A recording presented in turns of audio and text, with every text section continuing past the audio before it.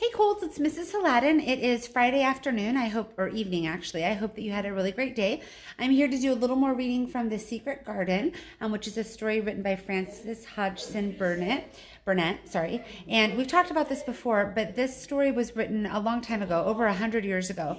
So the language is a little bit different than what we're accustomed to hearing, and that makes it hard for Mrs. Hladun to read too, because it's not language that we typically see in modern writing. So if you're not sure what something means, often you can be patient, and it kind of makes sense as we go through the story. You can use the context clues to figure out what some of the words mean. And some of the words, it doesn't really matter what they mean, because it just gives you kind of a theme or a sense of the story. The words that are most often unusual are actually words that are spoken in Yorkshire, which in the story and in real life is actually kind of a dialect of English that is kind of casual and leaves out a lot of consonants and vowels, which makes it really difficult to understand. So like that becomes that or the, and it's hard to like figure out what you are saying. It's easier when you read it, like to actually figure out the words, but it's hard when you hear it. So anyways, just know that if it feels a little strange, it's not you, it's the book, but it's still pretty good and worth listening to. So today we're going to read chapter 8. It's called The Robin Who Showed the Way. And you might remember from the last reading, at the very end of chapter 7, Mary was digging in the garden and she found a key that was rusted and buried. It was made out of brass or copper or something like that. And she wonders if she has found the key to the secret garden. So let's jump in and see what she finds out. The Robin Who Showed the Way. She looked at the key quite a long time. She turned it over and over and thought about it. As I've said before, she was not a child who had been trained to ask permission or consult her elders about things. All she thought about the key was that if it was the key to the closed garden and she could find out where the door was, she could perhaps open it and see what was inside the walls and what had happened to the old rose trees. It was because it had been shut up for so long that she wanted to see it. It seemed as if it must be different from other places and that something strange must have happened to it during the 10 years. Besides that, she liked it that she could go into it every day and shut the door behind her, and she could make up some play of her own and play it quite alone, because nobody would ever know where she was, but would think the door was still locked and the key buried in the earth. The thought of that pleased her very much. And this is a picture of Mary when she found the key. All right. Do you notice how it looks like it's more springtime? Like, I'm not sure exactly how much time has passed, but it's definitely not as cold and dreary as it was when she first arrived. Her hat looks more like a bonnet, and her jacket doesn't look quite so heavy, and looks like there's things blooming in the background. Okay. Living, as it were, all by herself in a house with 100 mysteriously closed rooms, and having nothing whatever to amuse herself, had set her inactive brain to working, and was actually awakening her imagination. There was no doubt that the fresh, strong, pure air from the moor had a great deal to do with it.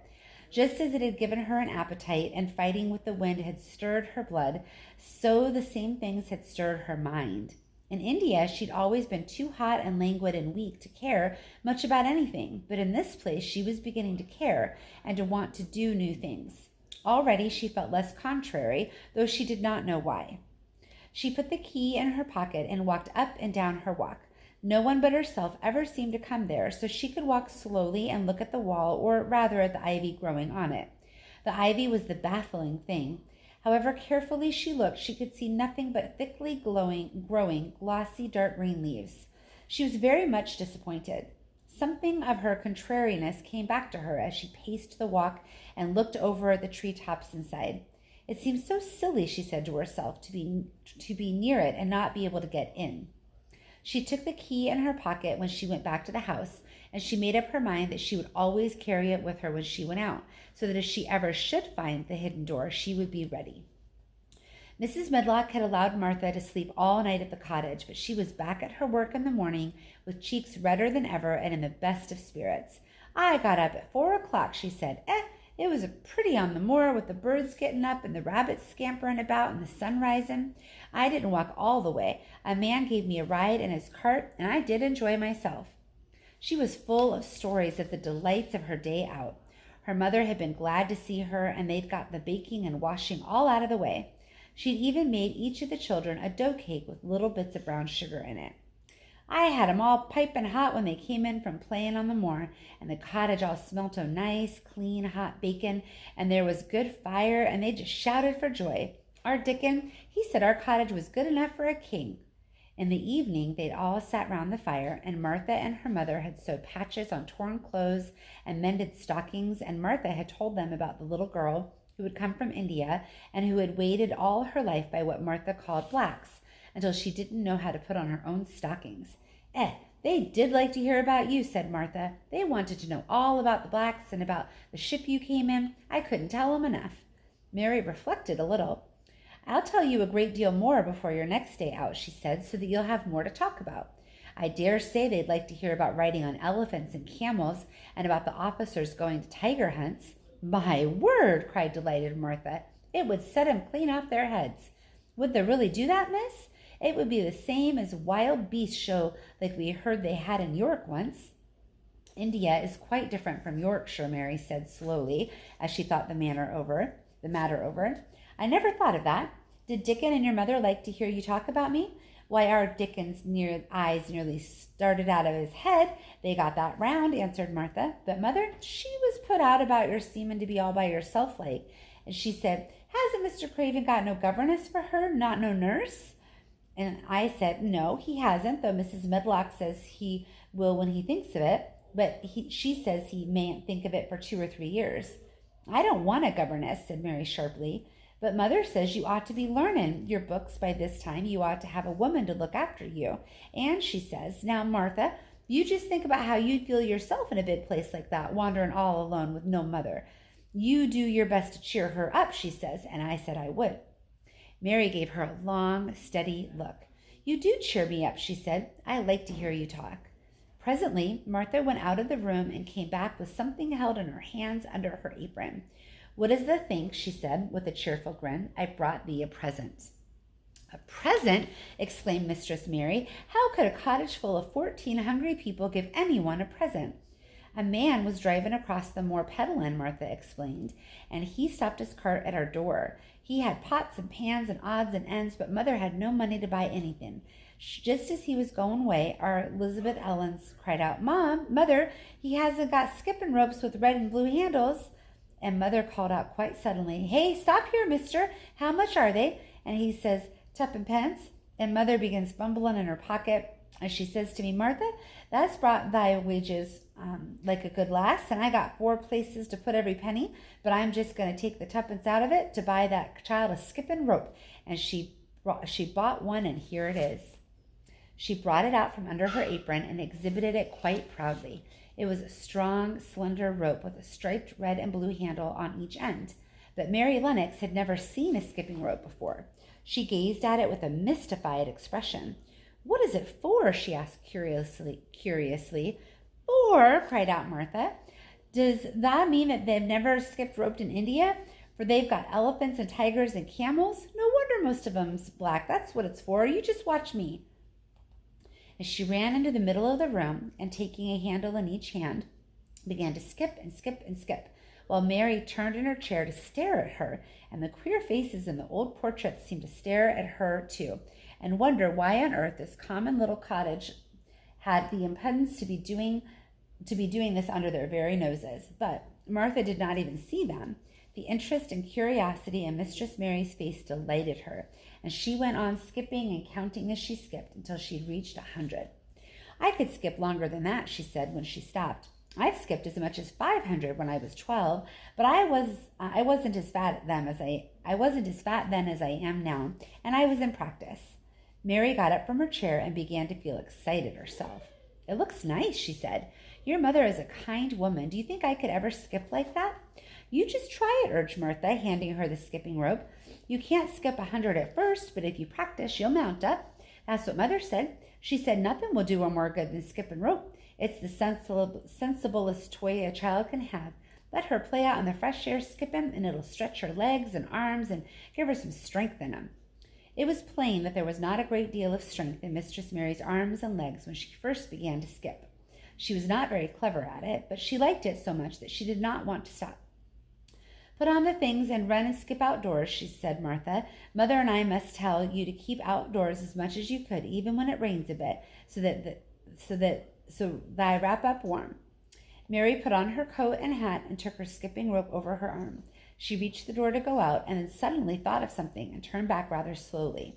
Martha, she said, they were your wages. It was your 2 pence, really, thank you, she said stiffly because she wasn't used to thanking people or noticing that they did things for her.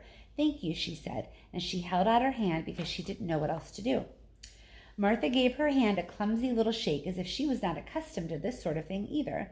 Then she laughed. That art a queer old womanish thing, she said. If that been our Elizabeth Ellen, that'd be giving me a kiss. Mary looked stiffer than ever. Do you want me to kiss you? Martha laughed again. Nah, not me, she answered. If that was different, perhaps tha'd want to thyself, but that isn't. Run off outside and play with thy rope. Mistress Mary felt a little awkward as she went out of the room. Yorkshire people seemed strange, and Martha was always rather a puzzle to her. At first she disliked her very much, but now she did not. The skipping rope was a wonderful thing. She counted and skipped and counted until her cheeks were quite red, and she was more interested than she'd ever been since she was born. The sun was shining and a little wind was blowing, not a rough wind, but one which came in a delightful little gust and brought fresh scent of newly turned earth with it. She skipped round the fountain garden and up one walk and down another. She skipped at last into the garden kitchen and saw Ben Weatherstaff digging and talking to his robin, which was hopping about him. She skipped down the walk toward him. He lifted his head and looked at her with a curious expression. She had wondered if he would notice her. She wanted him to see her skip. Well, he exclaimed, upon my word, p'raps that's art and a young'un after all, and p'raps that's got child blood in thy veins instead of sour buttermilk. Thou's skipped red into thy cheeks as sure as my name's Ben Weatherstaff. I wouldn't have believed it if thou could do it. I never skipped before, Mary said. I'm just beginning. I can only go up to 20. That keep on, said Ben. The shape's well enough at it for a young'un that's lived with the heathen. Just see how he's watching there. He jerked his head towards the robin. He followed after thee yesterday. He'll be at it again today. He'll be bound to find out what the skipping rope is. He's never seen one, eh? Shaking his head at the bird. Thah's curiosity will be the death of thee sometime if thee doesn't look sharp. Mary skipped round all the gardens and round the orchard, resting every few minutes. At length she went to her own special walk and made up her mind to try if she could skip the whole length of it. It was a good long skip, and she began slowly, but before she'd gone halfway down the path, she was so hot and breathless that she was obliged to stop. She did not mind much because she had already counted up to 30. She stopped with a laugh of pleasure, and then, lo and behold, was the robin swaying. Sorry, hang on. Daisy, you okay, girl?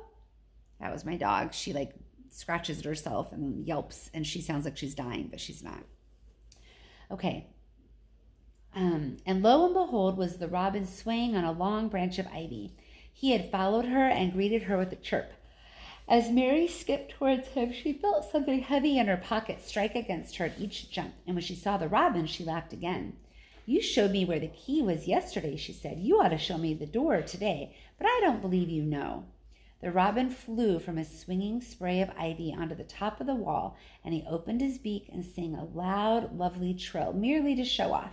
Nothing in the world is quite as adorably lovely as a robin when he shows off, and they are nearly always doing it.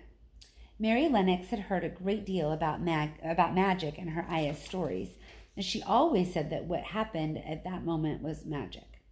One of the little gusts of winds rushed down the walk, and it was stronger than the rest.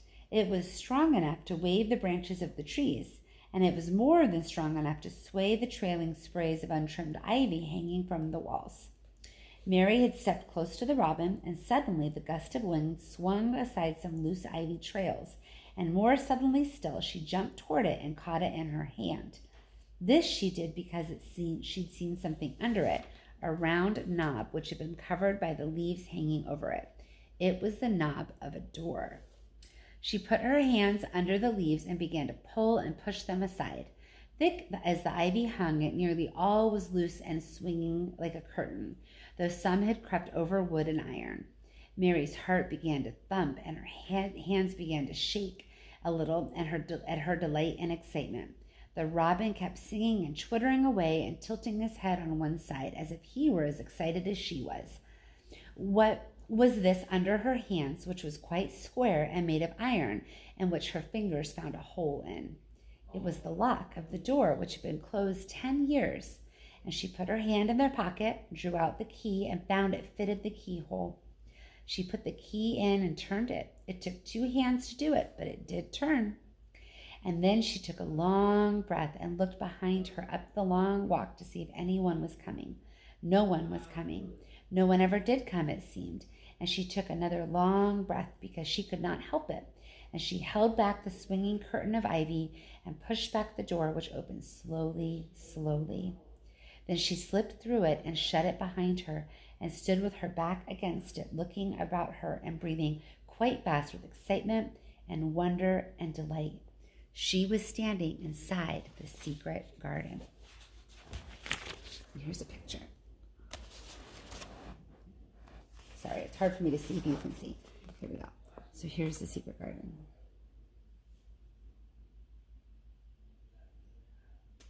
I notice all the ivy and all the branches that look really overgrown.